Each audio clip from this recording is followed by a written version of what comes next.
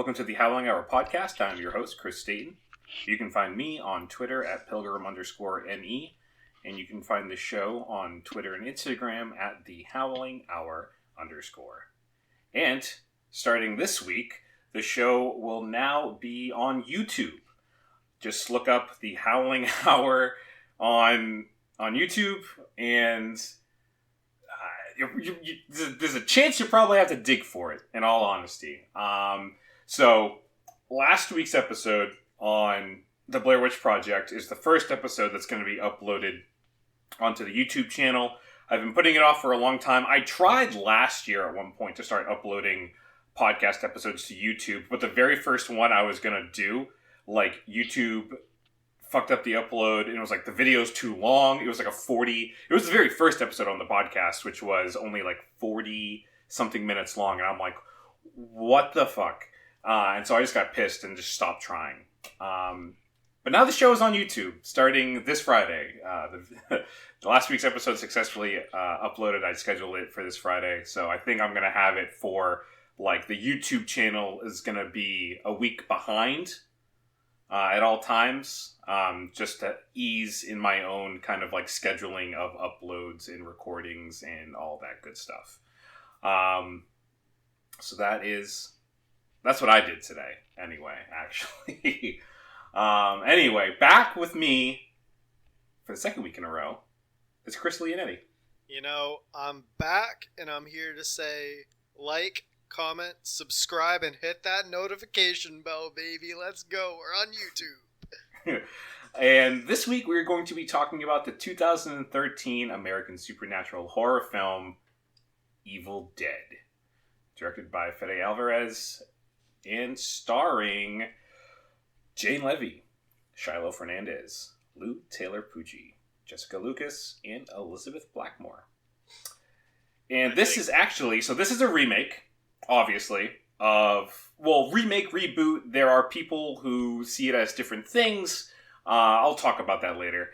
But yeah, this comes from the 1981 film Evil Dead, which then spawned, Evil Dead 2, and then Army of Darkness, and then this movie, and then it was followed by Ash versus the Evil Dead, and now I believe there are talks to do another Evil Dead movie with Bruce Campbell, I think. But yeah, this is the first time we've done the original and the remake on the podcast. So this movie kind of came at a time, kind of on the tail end, really, after a slew of really bad remakes and reboots came on the scene in Hollywood. Because it started off with the good remake, that is the Texas Chainsaw Massacre, the one that has Jessica Biel. Is Jessica Biel in that one? I thought that was a good remake. I think that was I haven't seen all of the Texas Chainsaw movies. I've seen most. Obviously, I've seen the original and I've seen the remake. I think the remake is good. I think it was pretty well done. Because also, what you struggle with in doing remakes is, like, modernizing the story. The fears and problems that are present within the films in the past don't always translate well to the modern day. And I think a lot in changing the scripts and trying to update the scripts and the characters, the magic gets lost along the way. I think giving Rob Zombie directorial powers over the Halloween franchise for 2 films was a mistake. He just made 2 Rob Zombie films wearing the Halloween mask, pun intended. It's crazy because his other movies are good, though. Like, what's it? Like, The Devil's Rejects. House of a Thousand Corpses, those Devil's Rejects. Phenomenal. Yeah, like those are good films because those are Rob Zombie films. He gets it's his playground. He gets to do his own thing. And then he came along and tried, like, giving Michael Myers a backstory, and it's just full of just, like, vulgarity at all levels, and that wasn't what the movie, like, the previous was about. Like, that was a movie that you really didn't need to modernize it that much, because Michael Myers is the boogeyman, and when it gets brought to modern day, guess what? Parents are even more afraid, for their kids to be out at night alone, especially on Halloween. Like, even in, I think the first one of the Rob Zombie remakes came out in 07, 08, something like that. And, that's when we were kids, right? And I feel like you could have just kind of not done the same thing, because obviously, you don't want to do the same thing, even though after Rob Zombie put in his kind of prelude to the main story, getting all the background information on where Michael Myers is from, really afterwards the movie is beat for beat the same as the original Halloween, just with a lot more fucking just vulgarity, like I said. Anyway, then you move on. You have the Friday the 13th remake or reboot that had Jared Padalecki in it. That wasn't good. It was, once again, it ends up being kind of a stripped down, uninspired, bland remake. And then in 2010, you get the Nightmare on Elm Street remake. Again, bland, like devoid of any and all value that the original had. One of my papers in grad school, I wrote about last year was primarily about Nightmare on Elm Street, and it was about American suburbia and about how American suburbia has oftentimes has failed the youth and things along that side. And I talked about how kind of in Nightmare on Elm Street, the original, it is very community oriented.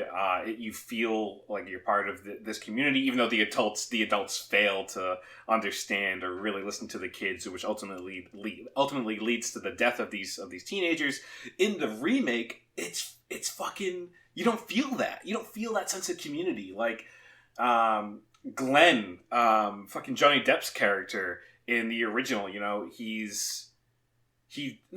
Glenn's the boyfriend, so he's not the asshole. They have I forget the punk's name in the original, but there's kind of like this punk kind of outcast guy who dates the girl who dies initially in the film, and then he ends up being arrested for it, and then he dies in jail, and everyone thinks it's like a suicide, but obviously Freddy does it.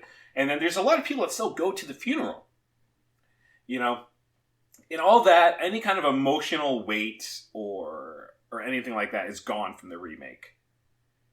And now that brings me to the Evil Dead remake, which right now I will say it is my favorite remake or reboot or whatever the fuck you want to call it. It's my favorite of any horror movie ever that I have seen to this date. I saw this in theaters in 2013. This is your favorite. This is my favorite remake. I saw this in theaters, and I fucking loved it. I thought this movie did exactly what you need to do. Also, I'm realizing now this is the third week in a row that the podcast has covered a movie that just takes place out in the woods. We did Night of the Demon, we did Blair Witch Project, and now we were doing The Evil Dead. Or just Evil Dead. The has been dropped here. Once again, modernizing it a little bit there. But I think this movie did a fantastic job of modernizing the story. These teens are out in the woods. There's a reason. There's a good reason why they're out there. And the whole Mia being an addict trying to quit cold turkey and get into recovery, and finding strength within family. I think that continues to be kind of a storyline that tugs on a lot of heartstrings for a lot of people in America. I think the violence being turned up to the maximum the way it was I was like beautiful, cowering. I was like, I was watching this while I split it between I was working out and then I was eating dinner, and I was like, I can't. Nope, I'm good. So according to the reports from the press, the movie used 70,000 gallons of fake blood. The director said that the last scene, that last sequence where it's raining blood, they used 50,000 gallons of fake blood just for that scene. That was one of my favorite scenes. I think that part was so good. Incredible. It was so well done, I thought. And then in the original Evil Dead, because that was kind of, a big part of that, a big draw of that was how, like, kind of fucked up and gory that movie gets. But even then, they only used 200 to 300 gallons of fake blood in the original movie. So this is just absolutely amplifies it. So yeah, obviously that's where I'm coming from on this. Chris, I know you had a differing opinion for me. It's weird. This is like this is gonna be one of those weird ones where it's the opposite. I come in and I just didn't like it that much. I didn't care for it. Whereas you love it, and if we go back to like it's usually flipped. It's usually flipped. I feel like a lot of it was unnecessarily gruesome, but that's the type of movie it was, right? I haven't seen the original one either. So I think I went into this thinking it was going to be a different movie than it was. And I thought a lot of it was like a little too over the top for me. Okay, yeah. But I did like when Mia is in the woods and the vine slithers around her and goes inside of her. That was just, I was like, that's a little much where it went in. So so from the original, that is a scene that happens. Not in the same way, but that's a scene that happens. I also thought for you gamers out there, it's literally Resident Evil 7, like the beginning. It's just Resident Evil 7. You have the crazy hicks that are like taken over by some force at the beginning. The main girl, his name is Mia, and she's also possessed for half of the movie. I just thought it was too similar to that, and I know this came out before the game, but I couldn't help but compare it to it a lot. Some of the parts that I did like, though, I thought Mia, her acting was phenomenal. Yeah, like she was a shining star in this film, especially the scenes, like the little cutaways of her in the basement just giggling and her one-liners. They were all delivered so well, and like it was genuinely like creepy.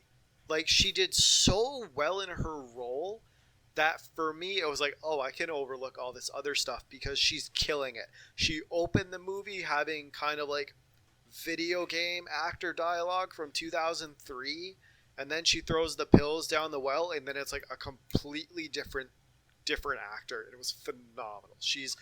If you haven't seen this movie, it's worth watching just for her performance alone, I think. And especially how it ends, and comparing that to I know like Ash and the Evil Dead and everything. I know what happens at the end of the first one just because I looked it up when kind of researching this for talking points.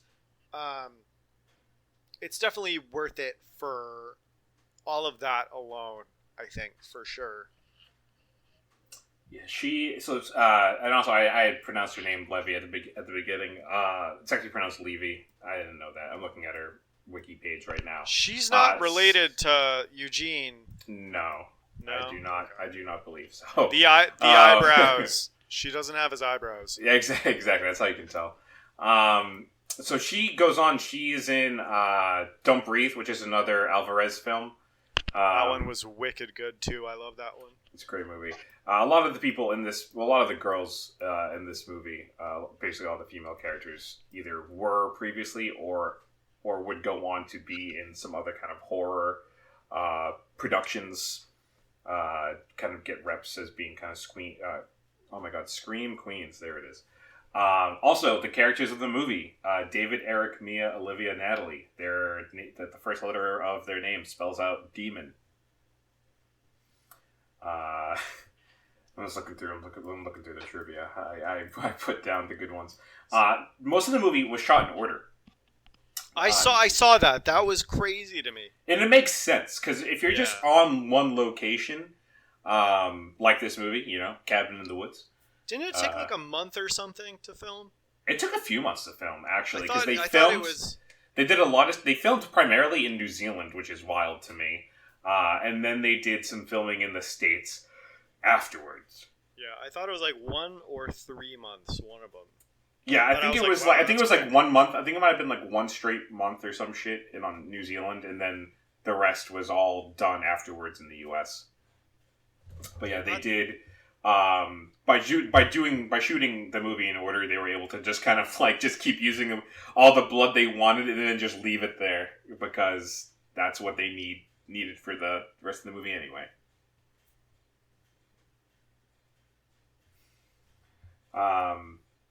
Yeah, so this movie was originally going to be part of the Evil Dead canon. And that's why I say, like, reboot, remake. Some people see it as different things. So this movie was going to be the same continuity as the original trilogy. They were going to make another Army of Darkness. They're going to make an Army of Darkness 2. It was going to be with Ash and Mia teaming up to fight Deadites and shit. You're taking all the things that I was going to say. I'm so sorry. That's why it's your show, baby. It's true. Yeah, but Universal ended up not going through with Army of Darkness 2. And then Ash, the story of Ash was going to continue in Ash vs. Evil Dead. So the sequel for this movie just never really came to fruition, which is unfortunate. But on the other hand, I do like that the movie ended where it ended, because I think the movie had a very nice, defining ending. Mm-hmm. Of Mia, kind of dragging herself or just kind of limping away from the cabin towards safety, hopefully. She is Ash in this, right? Well, yeah, that's her. That's the thing. So I think I like how they didn't do an Army of Darkness 2, because then you just have two of them, Yeah, well, then they get to have funny banter, because the Evil Dead series would go on, especially with Army of Darkness. It ends up being kind of a horror comedy. Yeah. And this movie is not that. Just like the original Evil Dead is not really played as a comedy. So I think doing a sequel of this would have been interesting. At the very least. Is the show any good? Did you watch that Ash vs. I have not seen any of Ash vs. Evil Dead, actually. I want to watch it. It didn't get renewed. I think it's like 2 or 3 seasons. Yeah, I know it's a couple seasons at least. I just, never... I saw it and I'm just like, how good can this show really be? Because I love Bruce Campbell. Don't get me wrong. He's awesome. I love him. I love him in Burn Notice. So good, right? As Sam? Yeah, so Sam Axe. He's so good. And then I don't know. I just didn't think like the world of Evil Dead like could survive as a TV show. So I don't even really know what it's about. Well, so I can't even say much. I think it's just like, if it's gonna be anything, it's gonna be like your typical paranormal show where it's every episode is a different. Well, you could be fighting demons this one, and then he fights zombies. Because I know from like the video game, you fight a bunch of different things, I think. So I can only assume, and from what I've seen from like castings or Google picture images and everything, I think it's just that. It's like a slasher comedy. From what I can tell, I could be completely wrong. Let me know in the comments if I'm wrong. On that good old YouTube. But maybe we do that for like a future thing. We watch like a season of Ash vs. Evil Dead. God, you sit down and watch a whole episode. I mean, a whole season. Yeah. Not outside of my powers, that's for sure. Do it. Yeah, so before we talk about this movie anymore, I'm going to run through the plot of this thing. So, the film opens with a teenage girl running through the woods, who is captured by her pursuers. Subdued with a sack over her head, she awakens to find herself tied up in the fruit cellar of an old cabin, where an old woman is reciting incantations from a strange book. The girl pleads with her father to let her go, After he refuses, the girl reveals that she has been possessed by a demonic spirit and threatens to kill him. Her distraught father shoots her. Years later, David Allen and his girlfriend Natalie arrive at the cabin, where they meet his estranged younger sister Mia and his friends Eric, a high school teacher, and Olivia, a nurse. The group plans to stay in the cabin while Mia overcomes her heroin addiction. Mia begins having serious withdrawal symptoms and complains of an overwhelming scent of decay, which the others do not smell. David discovers that the cabin's cellar is littered with rotting animal corpses, a shotgun, and a book called the Naturum de Monto. Eric reads an incantation from the book, awakening a malevolent force. Mia begins seeing a bloody girl in the woods and begs the group to leave. They refuse, believing she is experiencing withdrawal. Mia takes Eric's car and leaves, but sees a naked girl and swerves, crashing into a tree. She runs into the woods where vines from a demonic tree trap her. After Mia sees a demonic version of herself, a vine enters her body, possessing her. David finds his murdered dog Grandpa along with a bloodied hammer and goes to confront Mia in the shower. He sees her scalding herself and tries to drive her to a hospital, but rain floods the road. That night, the possessed Mia shoots David and vomits a large amount of vile substance onto Olivia's face before falling into the basement. Olivia is later possessed by unseen forces. When Eric discovers her in the shower cutting her cheek with a shard of a broken mirror, she stabs him repeatedly with a hypodermic needle before he bludgeons her to death. Mia lures Natalie into the cellar, where she bites her hand, molests, and kisses her. David opens the trap door, allowing Natalie to escape. Eric explains that according to Naturum de Monto, the Taker of Souls must claim 5 souls to unleash the abomination. Natalie, convinced that her arm is infected, amputates it. Eric explains that Mia must be purified, either by live burial, bodily dismemberment, or burning. The now possessed Natalie attacks the pair with a nail gun, but David shoots her other arm off. Natalie returns to normal, but bleeds to death in his arms. David begins to douse the cabin in gasoline in order to burn the cabin down with Mia in it. However, as Mia starts singing a song from their childhood, he decides to bury her instead. He digs a grave and heads into the cellar to try and subdue Mia, who attempts to drown him. Eric intervenes, but is fatally stabbed in the process. David sedates and buries Mia before unearthing and defibrillating her, begging her to return to him. The demon is exorcised, and Mia is healed. David enters the cabin to retrieve the car keys, but the now possessed Eric stabs him in the neck. David locks Mia out to protect her and shoots the gasoline can, destroying Eric's body and killing himself. As Mia watches the cabin burn, she notices blood raining from the sky. The Taker of Souls rises in the form of how Mia was when possessed, going after Mia to claim her soul to complete itself. Mia attempts to flee in the car, but fails. She instead crawls into the shed and grabs a chainsaw to fight back. When the abomination throws the car at Mia, it crushes her hand. She tears off her hand and slices the abomination in half with a chainsaw. Its corpse sinks into the ground and the rain stops. Mia stumbles into the woods, unknown to her. The Naturum de Monto is still intact. In a post-credits scene, an older Ash Williams, the protagonist of the original 3 Evil Dead films, is seen in a shadowed profile. He remarks, "Groovy," before turning suddenly to face the camera. The end.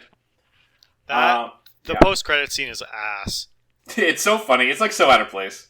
It's so. I thought that the dude driving the truck was gonna be Bruce.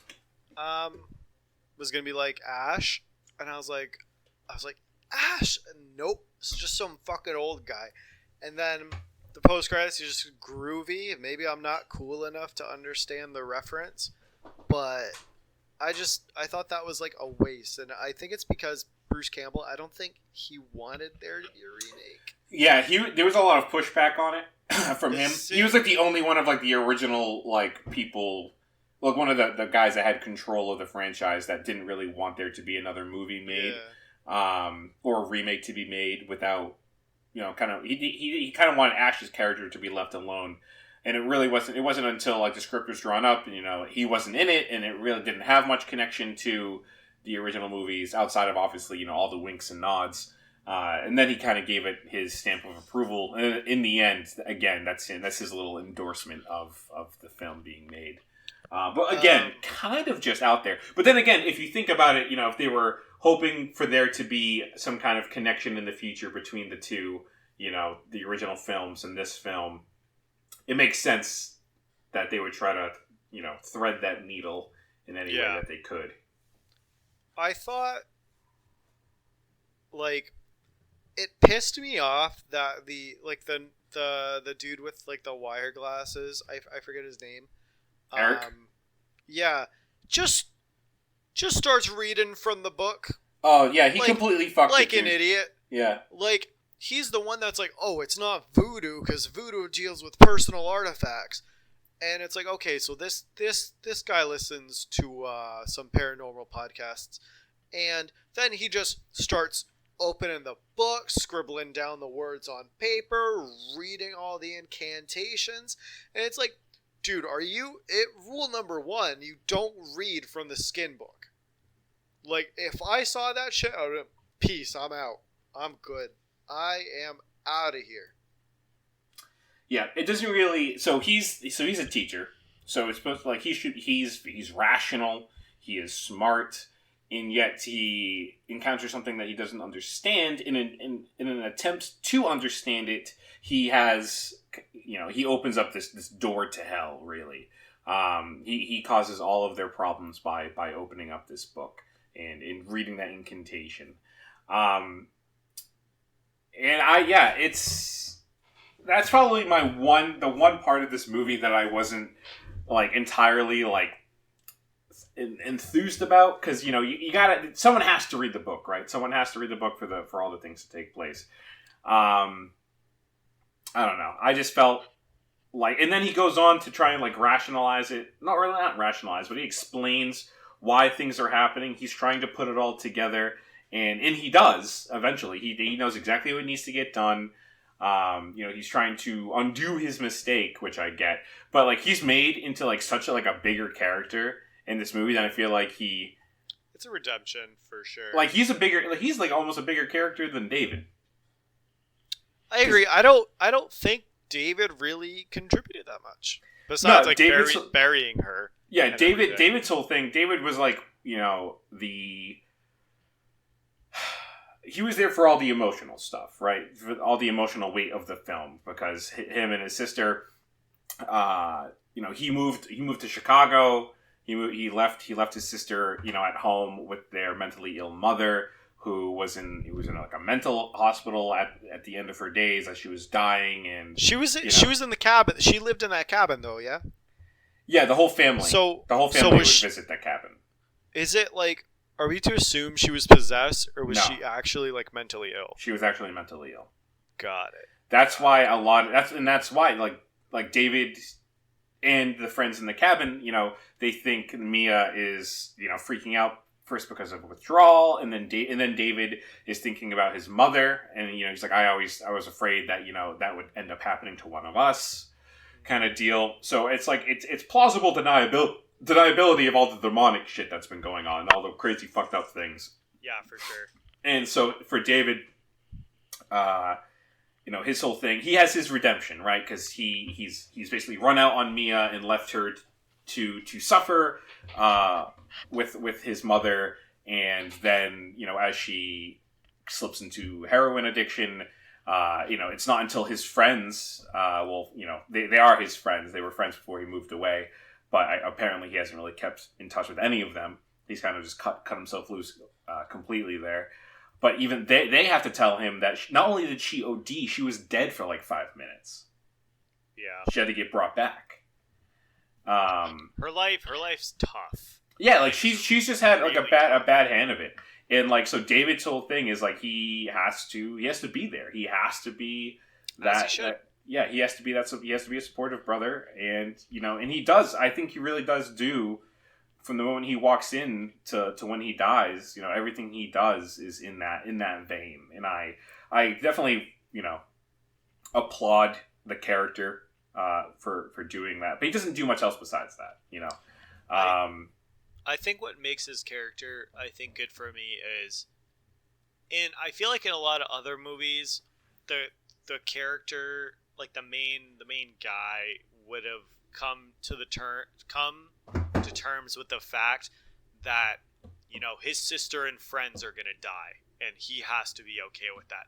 But he makes a defib to bring her back. And I think that's really what sets him apart. I don't consider him the main character just because of the ending, but I think that really sets him apart from other, like, horror movie, like, main guy tropes in that sense, Yeah. Well, he's like the audience surrogate, really. Yeah, for sure.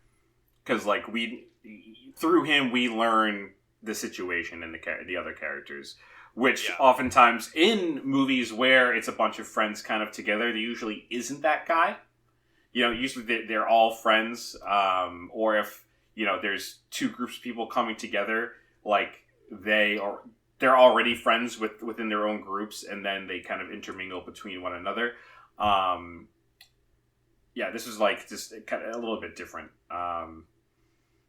One character I felt bad for was, well, at least the actress was Natalie, David's girlfriend. She had much more to do in the movie, or much more to say, at least, in the original script than ended up coming through in the movie. Didn't they cut out a lot of it, right? They cut out a lot of her stuff.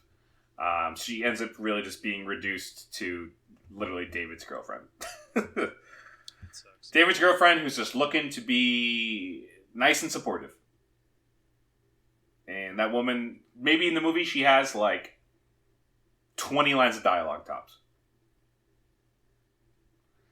I do love, though, that... So she ends up cutting off her own arm when she's, like, bitten, and her arm's, like, starting to, like, kind of mutate and get all fucked up and stuff.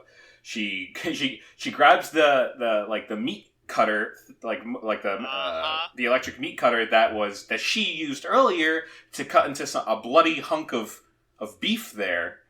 I love all those little things. There's a bunch of that within the movie, which I think is nice. It's very self-contained. A lot of the things that you see early on, kind of comes back later on. I love Demon Mia's dialogue and that scene where she's like, "Don't do it! Don't you do it!" Yeah. Like, she has a lot of, like, funny dialogue that I wouldn't really kind of expect from, like, a demon movie. I don't know, after watching, like, Paranormal Activity, Insidious, and, like, The Conjuring. Like, Mia's funny. Like, when she, like, creeps up from the cellar, which is, I think, like, the image that a lot of people remember from this film, like the head sitting up out of the door. Yeah.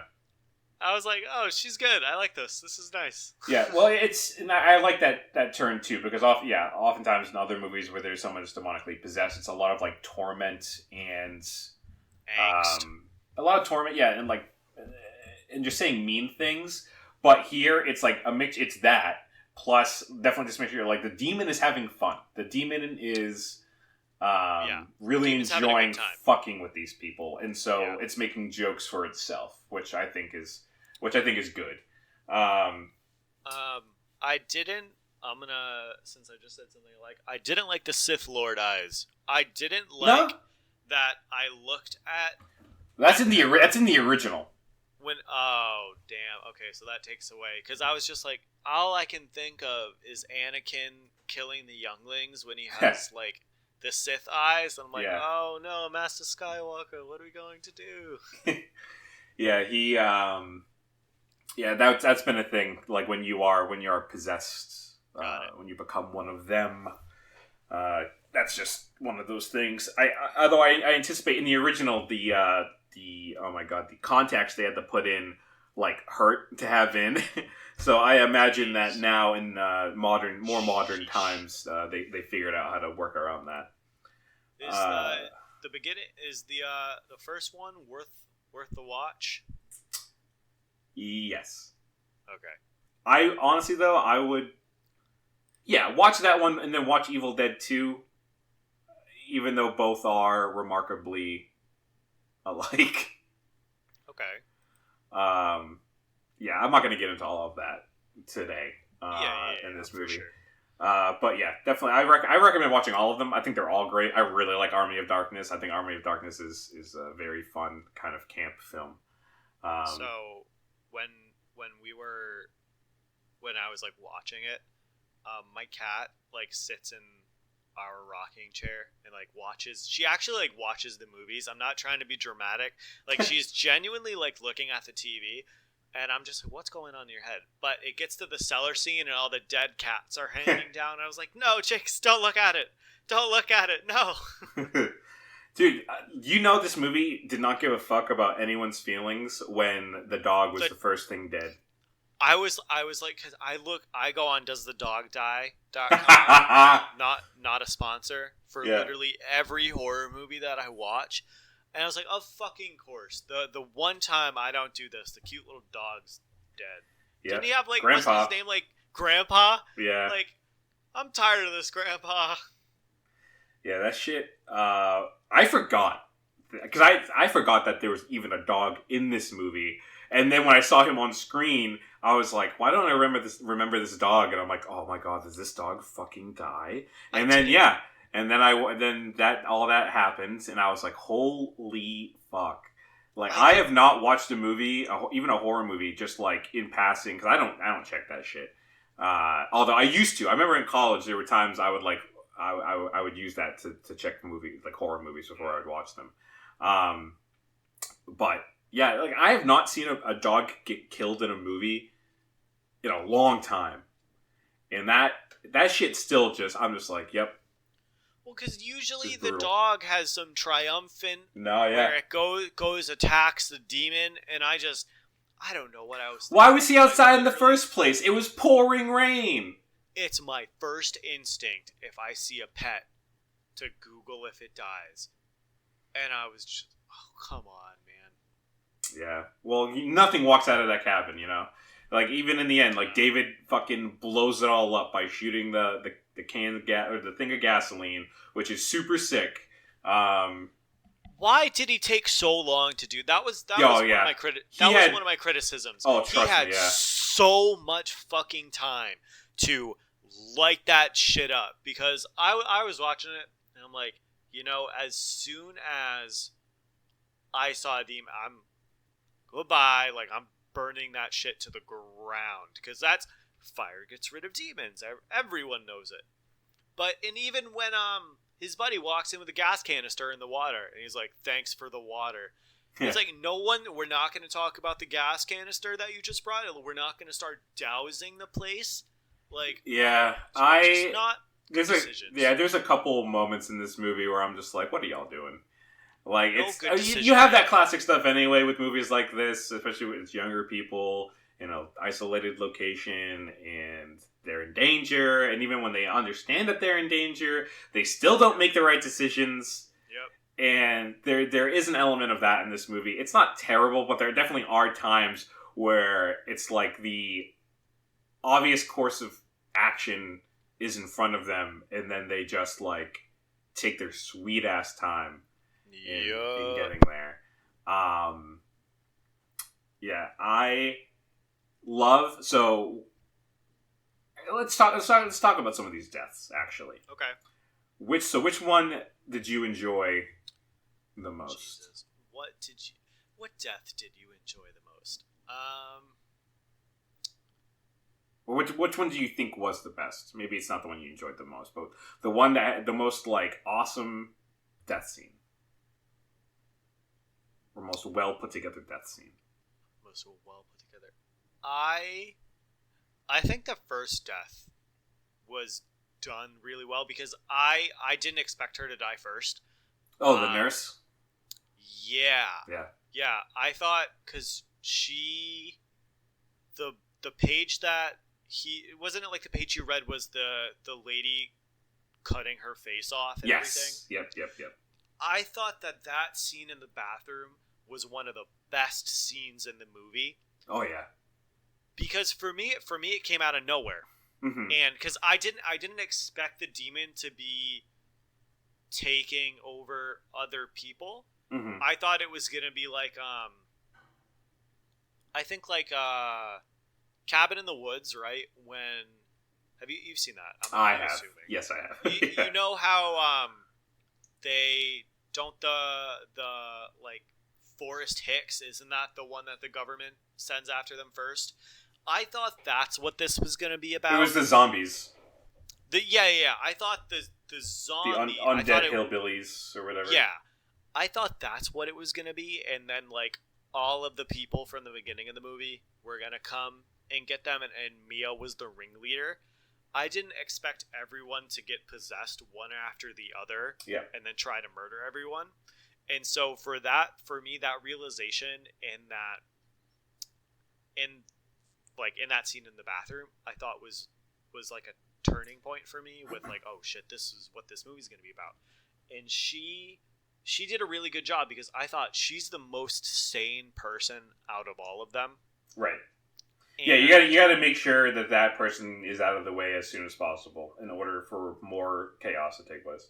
And she starts peeling her face off and then starts stabbing him with the syringe. Dude, just like the fucking like repeated stabbings, it's like fucking... It literally looks like she's... This is how I imagine someone who's actually stabbing somebody else to death. Like, that's how I imagine it looks like. Yeah. It's just like 1, 2, 3, 4, 5. And the person's just on the ground like fucking flinching in pain, screaming. Yeah, so for me, that's definitely takes the cake for the best one. Yeah, I love that one. I love the fucking the face slicing. It's so good. I'd say for me though, I like probably Natalie's, which it sucks because I wish Natalie was a more, fully actualized character on screen, because I think the whole... So if you could tell, the demon gets into your body through like fluids. It's like an infection.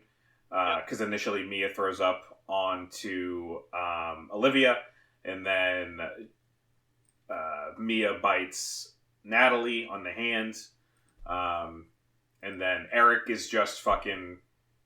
I don't know. He gets fucked up throughout the course of the movie. Eric gets it. He just gets the worst. So I felt so bad. That dude got shot and stabbed like a bajillion times. When I don't know when who gets their hand cut. Doesn't someone get their hand cut or something? Eric gets a pretty thick paper cut on his hand when he's flipping through the book.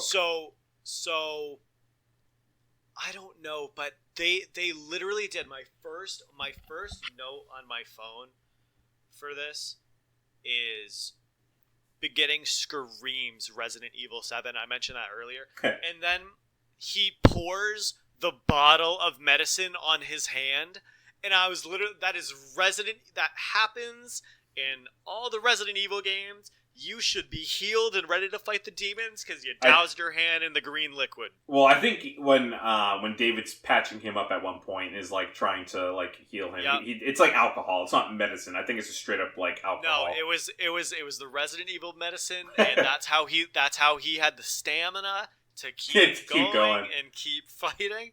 That's definitely it. That's my headcanon. So Natalie's, I think. The self arm slicing, I think, is a great prelude to it.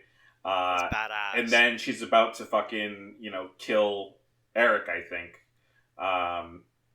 And David has to shoot her other arm off, and then the demon leaves her, and she's just all fucked up, and just blood just pouring out of this woman, and she collapses in David's arms and dies. And she's like, "Why did you hurt?" That shit was just the most oof, ow, oofy, ouch, my soul death in the entire movie, for me. I just felt so bad. But then of course there is the ultimate kind of showdown at the end of the movie, where Mia has been revived and she is free of this demon. The demon has been exorcised from her body in the way that she wants this heroin addiction to be exorcised from her body. Okay, so... and like she says in the beginning of the movie,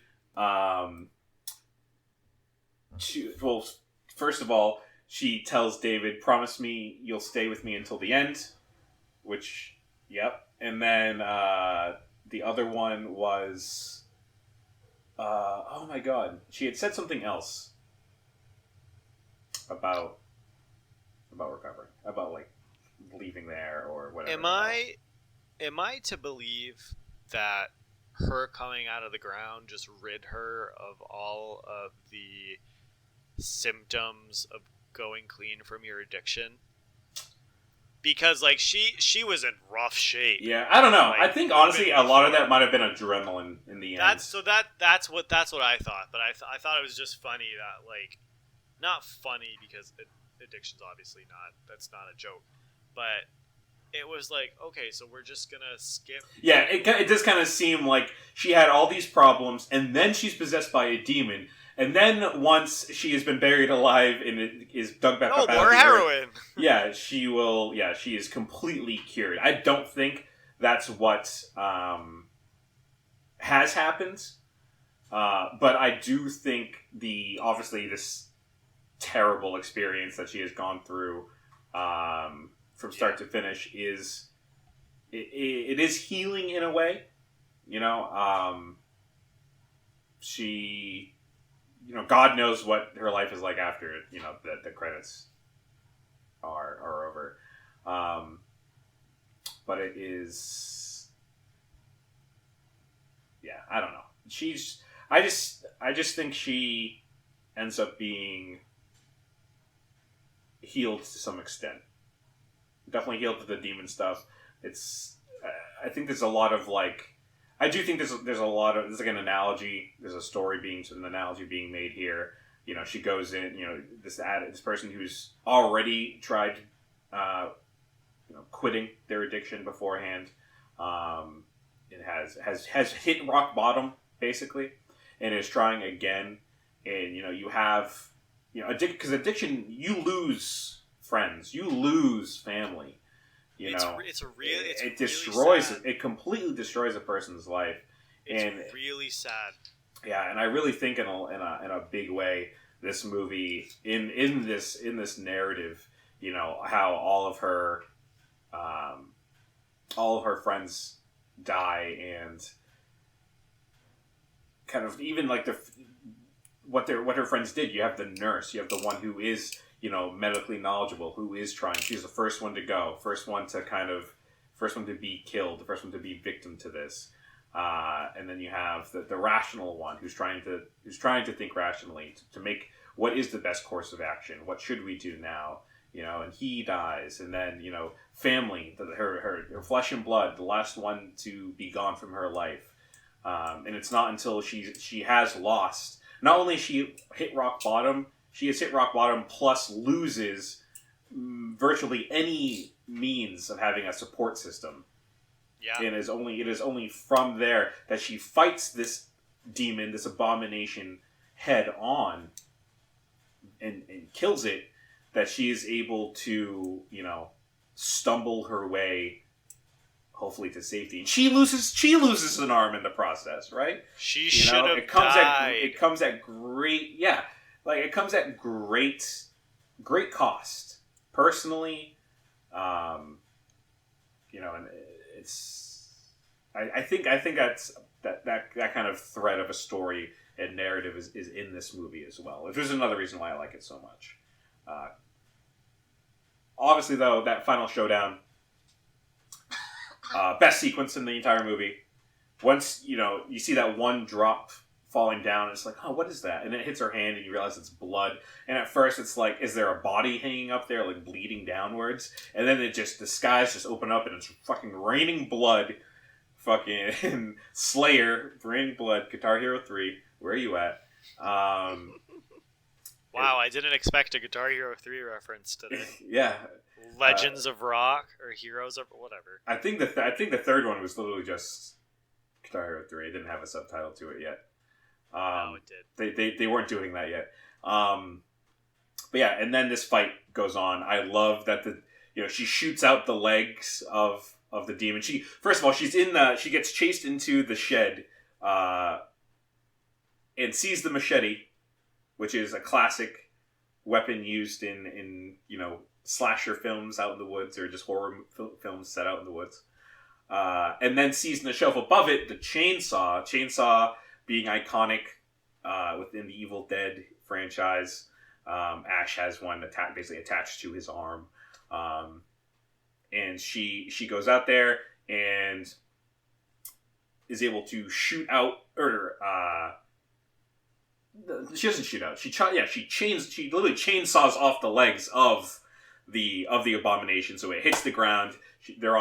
She's underneath this Jeep, and the abomination hits the ground, and as she's trying to get out, she rolls away just in time to only have her arm pinned, and then she fucking just rips her arm in half. Rips it off. You see the fucking the meat, the muscle, and the skin just stretch and rip.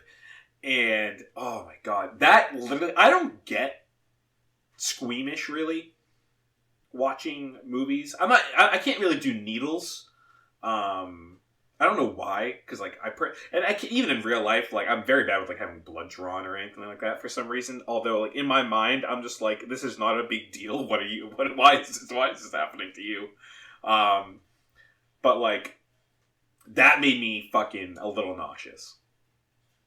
Just like how just visceral it was. But then she fucking, she rips her, and she shoves like her stump into the chainsaw to hold it steady, and she just fucking absolutely dissects this thing, or vivisect, I guess, is what it goes right down the middle. Is that what that's called? I'm not a doctor. Yeah. I don't know. So the demon's like, I'm gonna feast on your soul, and she's like, feast on this motherfucker. Just great line. And she emerges reborn from the carnage. The rain stops. Start to finish, that entire sequence, I think, is one of the best fight sequences ever in a horror movie.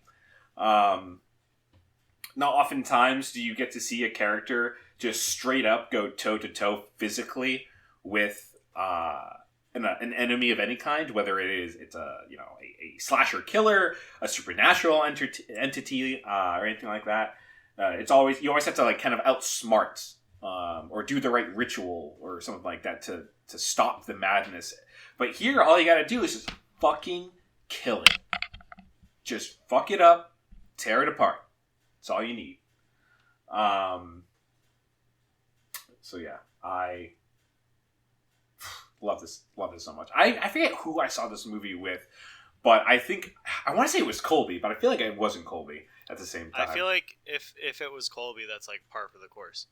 Yeah, me and him. I feel like Colby would like this. Yeah, me and him went to. Well, we all me, him, and some of the other boys used to watch horror movies in the theaters all the time when we were in high school. I remember we saw the remake. Oh, another great remake, actually. That I think this is legit. Not only is it a great remake, I think it's better than the original, The Crazies. The Crazies remake, I think, was also 2010. Gotta do an episode on that someday. That movie, that was a great remake. That's the one with the pitchfork in the poster, right? Yes, The Crazies. Even to this day, we will joke, like, when you're trying to convince someone of something and they don't believe you, we just say, I'm not infected, because in the remake, there's this line, someone's, I'm not infected with, like, the thing that's making people go crazy, and he just gets shotgun blasted. Is that why Colby says I'm not infected? Yeah, that's only why. If you hear him say it, that's why. It's from that movie. That's funny. But yeah, oh my god, and I'm looking at my notes now. Yeah, there was a scene where Eric gets his hand split in two because Natalie fucking hits him with the crowbar while she's possessed, because she beats the ever living fuck out of David. And then Eric starts shooting her with the nail gun that she initially was using to shoot them. Yeah. And then she just his hand literally gets split right down the fucking middle. That's a Resident Evil healing scene. I swear, that's why So he fucking was crazy. so badass. Is because he had Leon Kennedy's healing green leaf potion for sure. And that's my headcanon. And he even says himself, before he dies, he's just like, I don't really care about dying. I just don't want to be the devil's bitch. Some other really good lines of dialogue in here. I think this is all from the demon Mia. I can smell your filthy soul. Kiss me, you dirty C-word. I'm not going to say it. Your little sister's being raped in hell. Which is... Oh my God. Jesus. I was like, holy shit. Why don't you come down here so I can suck your cock, pretty boy? Wasn't that from... That's a reference to something. Oh, is it? I think that's reference to another horror movie. Let me look it up. And then, I think that actually might be all the ones I wrote down. Oh yeah, like Eric says earlier on, once he realizes that all shit's going haywire, he's like, I'm afraid what's happening to Mia has something to do with the witchcraft in the basement. And obviously he says it not so goofily like that, but it was kind of amusing to me because I'm just like, yep, and this is where it all comes together. I'm pretty sure in The Exorcist when she says something like that. Oh no, she says your mother sucks cocks in hell. She says that to the priest. Yeah. Got it. So not exactly a reference. They're just really into fellatio demons. You could paraphrase for sure. It's a fixation of them.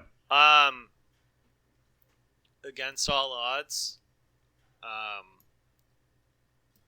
the same shit happens every episode. I like this movie. Yeah, so you ready to move into some closing thoughts and slap our ratings on this bad boy? Let's get it. Alright, so you guys know where I'm coming from on this. This is no surprise. I said it many times. I love this movie. This is definitely my favorite remake or reboot, whatever you want to call it, of any horror film out there. I think the acting around the board, didn't really talk about the acting too much outside of Jane Levy, who is phenomenal. I think everyone does very good. Everyone plays their roles incredibly well. Everyone is that archetype, is that standard issue character. But a lot of them do have some depth. They have their own quirks, and they all end up kind of being relevant to the story in some way, shape, or form. The violence in this movie is phenomenal. Some of the best just blood and gore, violence. I think a big part of that comes from the practical effects. We didn't talk about that. This movie is almost entirely practical for the effects. Littered. So the only CGI, or one of the only uses of CGI, was the fire. Yes. Yep. And this is, that's obviously because they did as many, homages, winks and nods to the original as they could in this movie. Didn't talk about those too much. There's a lot. And because I didn't really want to get into it, because this episode is actually already good, but probably going to be closing in around the hour mark as it is. But I think, the violence is phenomenal. The gore is phenomenal. All the practical effects really just take this movie up. I really think it's what makes this movie as good as it is. I thought the demon was fun in this, as the villain, as this enemy. I liked the breaking down of the group. The final fight is phenomenal. And as I said before, I really do love the emotional kind of story that runs throughout, because I think in a big part it's what makes this a very successful remake. There is a real story here that is appealing or resonates with a modern viewer. You want to see Mia survive. Obviously, I think you want to see David survive too at one point in this movie, once he really starts being there for her and is like trying to help everybody and whatever. You can't win them all, but it is, I think, very nice to see Mia come out of this alive at the very least. So with all that being said, I am going to give I'm going to give Evil Dead 4 howls. This wasn't my cup of tea, but then talking through it, like this movie has a lot of shining moments. I think apparently it pays homage well to the original, which is good. The practical effects, which again, like if you guys listen to the other episodes that I'm in, I'm really into that shit. It steps up quite well, I think, in a way. And like the death scenes and the killing scenes and the one-liners, like they're all what you look for in this type of genre, like gory, like demon slasher type thing. I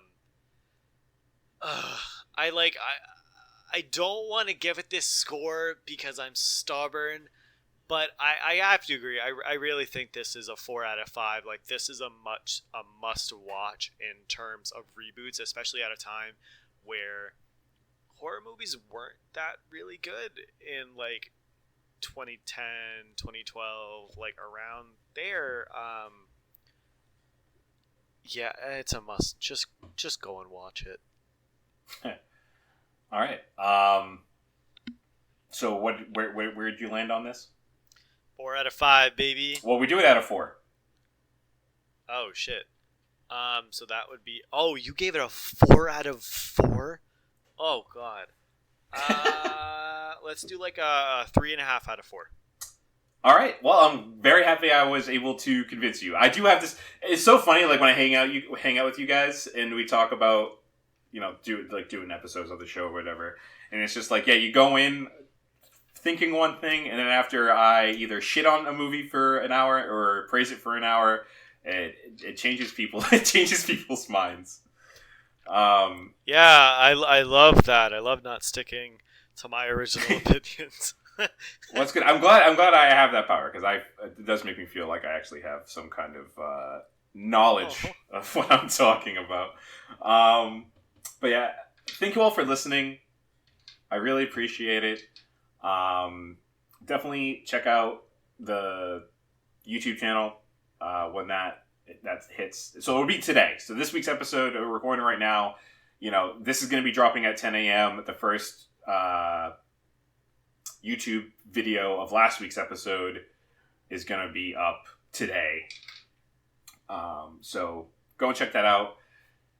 Give us a follow, a sub, a like, all that good stuff. God, I'm not really. Like, I've said this. Hit the notification bell. I've said this on the show before. I'm not really into. What sucks because I would like to grow the channel. I'd really like to get some momentum and start doing things like that. But Jesus Christ, I hate promoting. I gotta I gotta get a better full-time job, make a buttload of money, and then hire someone to do this for me, because I spent a long time today just working up the willpower to finally do the YouTube channel. It got into my head, and I'm like, you got to do it.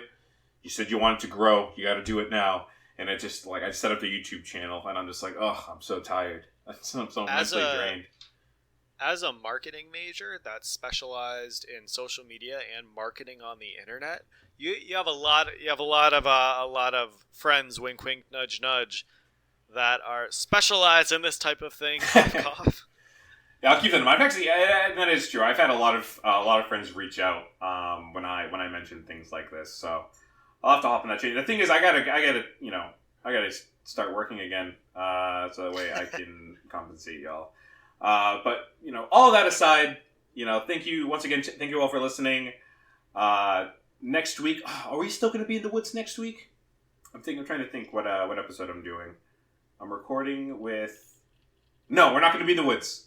I'm 99% sure we're not going to be in the woods. We're actually going to be doing a giallo movie next week. Most likely an Argento film. I think it'll be our first Argento film on the podcast. So I'm looking forward to that. Rob's going to be back on. I say all this now, but God knows if there's if something goes wrong and we don't record, and then this is in this week's episode, and then it doesn't happen. which has happened several times. Which is why I do not always say next week we're going to be doing this, unless I have like episodes stockpiled or something like that. But again, I have digressed, and so I will say thank you for listening. As always, I'll catch you in the next one.